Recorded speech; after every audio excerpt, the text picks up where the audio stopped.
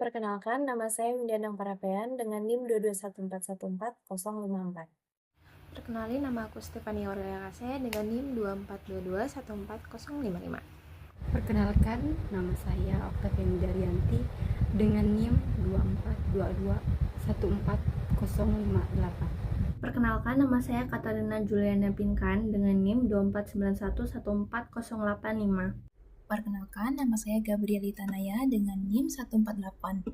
Perkenalkan, nama saya Rafaela Natali Damaria Pasaribu dengan NIM 2491142009.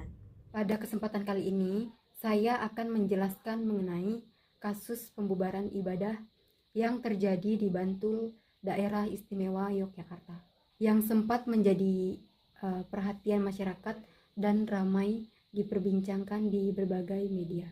Kasus ini terjadi pada tanggal 24 Mei 2026 di sebuah rumah yang digunakan sebagai tempat ibadah oleh Jemaat Gereja Misi Sejahtera atau GMS yang berada di wilayah Kapanewon Sewon, Kabupaten Bantul. Pada saat itu, jemaat sedang melaksanakan kegiatan ibadah seperti yang biasa mereka lakukan setiap minggunya. Namun, di tengah berlangsungnya ibadah, sejumlah warga dan massa mendatangi lokasi tersebut. Kedatangan mereka dipicu oleh adanya keberatan terhadap penggunaan rumah tersebut sebagai tempat ibadah. Situasi kemudian menjadi tidak kondusif karena terjadi perdebatan antara pihak jemaat dengan massa yang datang. Akibatnya, situasi tersebut, kegiatan ibadah tidak dapat dilanjutkan dan akhirnya dibubarkan. Peristiwa ini kemudian direkam oleh beberapa orang yang berada di lokasi. Video kejadian tersebut menyebar dengan cepat melalui media sosial dan berbagai platform berita sehingga menarik perhatian masyarakat luas. Banyak pihak yang memberikan tanggapan terhadap kejadian ini karena menyangkut hak warga negara dalam menjalankan ibadah dan pentingnya menjaga kerukunan antar umat beragama. Setelah kejadian tersebut, pihak gereja menyampaikan bahwa mereka merasa terganggu dan kecewa karena kegiatan ibadah yang sedang berlangsung harus dihentikan. Mereka juga berharap agar masalah tersebut dapat terselesaikan secara baik dan sesuai dengan aturan yang berlaku. Nah, di sisi lain, beberapa warga yang menolak kegiatan tersebut beralasan bahwa terdapat persoalan terkait penggunaan bangunan dan perizinan tempat ibadah. Mereka menganggap bahwa lokasi yang digunakan belum memenuhi ketentuan yang diperlukan sebagai tempat ibadah permanen. Perbedaan pandangan inilah yang kemudian memicu terjadinya konflik di lapangan. Setelah kasus ini menjadi perhatian publik, pemerintah daerah, tokoh masyarakat, tokoh agama, serta aparat kepolisian mulai melakukan berbagai upaya untuk mencari solusi. Mereka mengadakan pertemuan dan dialog dengan pihak-pihak yang terlibat agar masalah tidak semakin meluas dan hubungan antar warga tetap terjaga dengan baik. Ketuhanan yang Maha Esa adalah isi dari sila pertama Pancasila. Terdapat 3 nilai dari sila ini. Yang pertama yaitu berketuhanan, artinya Indonesia mengakui maha adanya Allah. Yang kedua, beragam, dengan adanya penghormatan terhadap kepercayaan atau agama orang lain. Yang ketiga yaitu beribadah, yaitu bebas dalam berkeyakinan dan melaksanakan ajaran agama masing-masing. Kebebasan beragama adalah bentuk implementasi langsung dari sila pertama tersebut. Selain itu, pada pasal 29 ayat 2 UUD 1945 secara tegas menyatakan bahwa negara itu menjamin kemerdekaan tiap-tiap penduduk untuk memeluk agamanya masing-masing dan untuk beribadat menurut agama dan kepercayaan tersebut. Artinya, negara memberikan jaminan penuh bagi setiap warga negara untuk menjalankan tata cara peribadatan mereka. Namun, terjadinya peristiwa pembubaran ibadah gereja di Bantul itu menjadi tindakan intoleransi yang merupakan pelanggaran berat terhadap nilai di sila pertama Pancasila. Meski sebenarnya sudah mengantongin surat SKTL resmi, ibadah itu tetap dibubarkan sehingga tindakan kelompok massa yang membubarkan gereja tersebut sangat bertentangan dengan Pancasila dan UUD 1945 yang sudah dijelaskan tadi. Pembubaran gereja di Bantul yang terjadi hanya karena berdekatan dengan pesantren merupakan salah satu bentuk ketidakadilan dan intoleransi yang berlawanan dengan nilai-nilai kemanusiaan sebagaimana tertera dalam Pancasila pada sila kedua. Bahkan pada logonya sendiri terdapat tulisan Bhinneka Tunggal Ika yang berarti berbeda-beda tetapi satu ju. Hal tersebut merupakan suatu prinsip dasar yang mengajarkan untuk tidak membeda-bedakan atau menjadikan perbedaan sebagai penghalang, namun kesempatan untuk bekerja sama dan menumbuhkan relasi antar satu sama lain. Pihak gereja dan umatnya berhak untuk menjalankan ibadah agama mereka, sehingga ketidakadilan yang dilakukan oleh pihak Kesbangpol dan juga warga sekitar tanpa alasan yang jelas menunjukkan bahwa mereka tidak menghormati perbedaan atau peduli pada orang-orang dari pihak gereja. Nilai-nilai kemanusiaan yang ada di Pancasila ini mengajarkan kita dan mengajak kita untuk selalu memberikan kasih sayang dan kepedulian pada masyarakat sekitar tanpa memandang perbedaan antara satu sama lain. Seperti yang dijelaskan, perbedaan bukanlah sesuatu yang harus dipandang sebagai suatu hal yang dapat menjadi penghalang, namun menjadi sesuatu yang dapat mempersatukan kita dan menjadikan alasan untuk saling menjaga dan saling mengenal satu sama lain. Maka dari itu, masalah tersebut dapat diselesaikan dengan cara yang lebih baik jika para warga dan pihak pesantren mampu berdialog dan mencapai suatu persetujuan dengan pihak gereja. Dengan begitu, kita dapat menjaga toleransi serta nilai, norma, dan prinsip moral yang telah diajarkan kepada kita selama ini. Sila ketiga Pancasila adalah Persatuan Indonesia. Sila ini mengandung nilai bahwa seluruh masyarakat Indonesia, meskipun berbeda suku, agama, ras, budaya, dan golongan, harus hidup dalam persatuan, saling menghormati, dan menjaga kerukunan. Kasus pembubaran kegiatan ibadah di Bantul menunjukkan adanya tindakan yang berpotensi mengganggu persatuan dan kerukunan antar umat beragama. Dalam perspektif sila ketiga, setiap warga negara memiliki tanggung jawab untuk menjaga persatuan bangsa dengan menghormati perbedaan yang ada, termasuk perbedaan keyakinan dan cara beribadah. Tindakan pembubaran ini dapat dipandang tidak sejalan dengan nilai persatuan, karena yang pertama bisa mengurangi rasa saling menghormati antar umat beragama. Persatuan tidak berarti semua orang harus memiliki keyakinan yang sama, tetapi mampu hidup berdampingan dengan damai meskipun berbeda.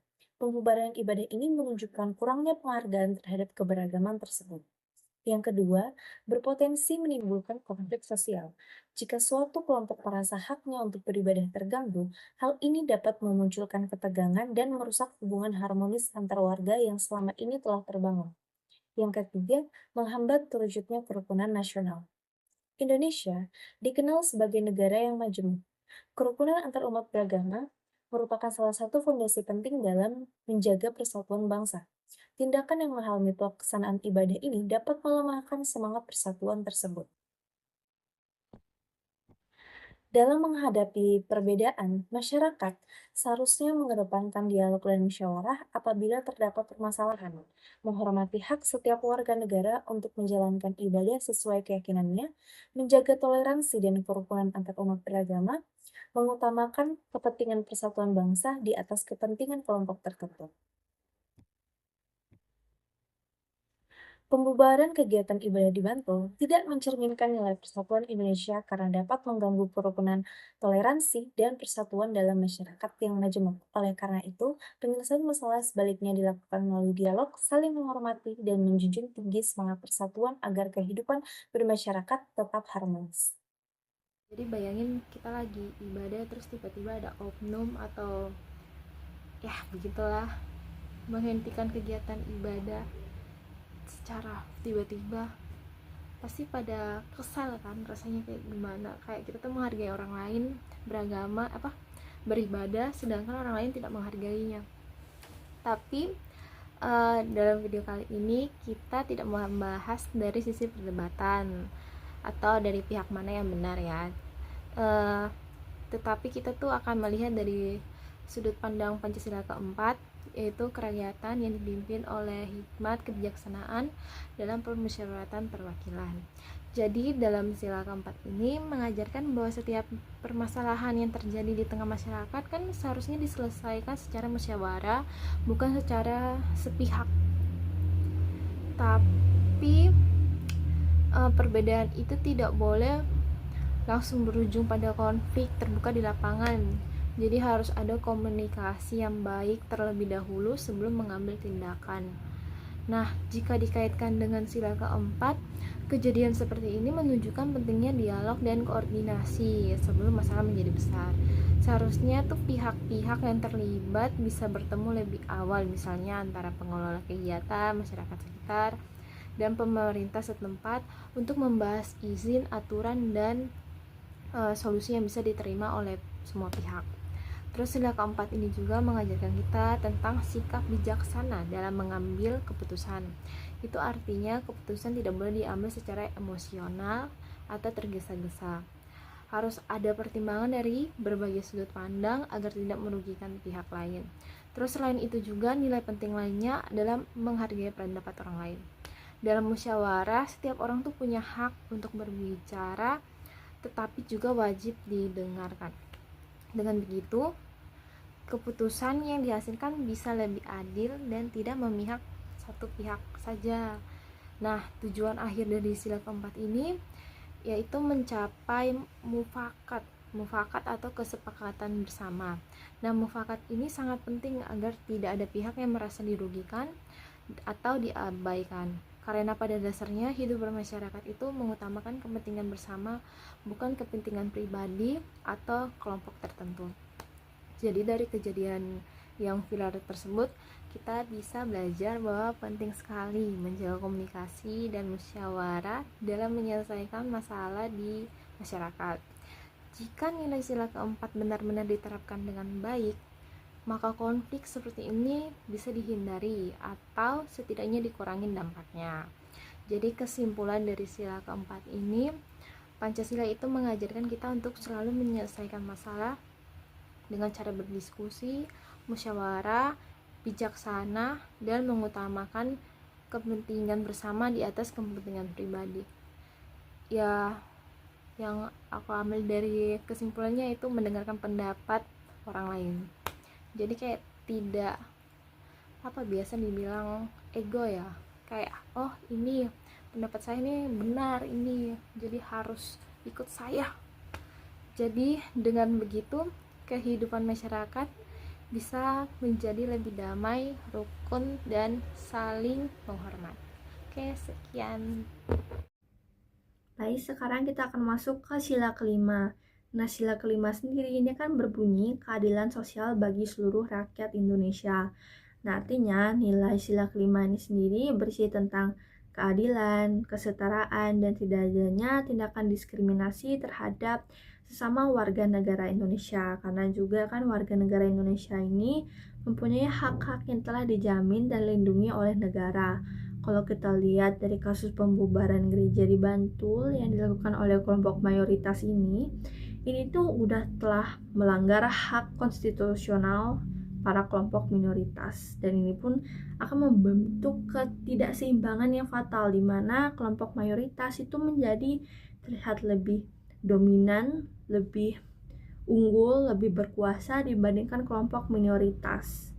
Dan kita sangat prihatin sekali ya terhadap kelompok minoritas ini, dan juga kita sudah banyak sekali melihat kasus-kasus seperti ini di zaman sekarang, dimana ya banyak sekali ya kasus-kasus pembubaran gereja di daerah manapun itu udah banyak sekali.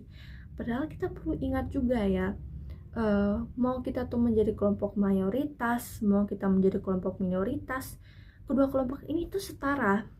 Tidak ada kelompok yang lebih dominan, tidak ada kelompok yang lebih unggul, tidak ada kelompok yang lebih superior, itu nggak ada. Harusnya itu setara, dan kita harus saling menghormati dan memperlakukan sesama kita itu dengan toleransi dan damai. Tapi ternyata kalau kita lihat di kasusnya pada zaman sekarang sepertinya sangat susah sekali ya untuk bertindak seperti itu.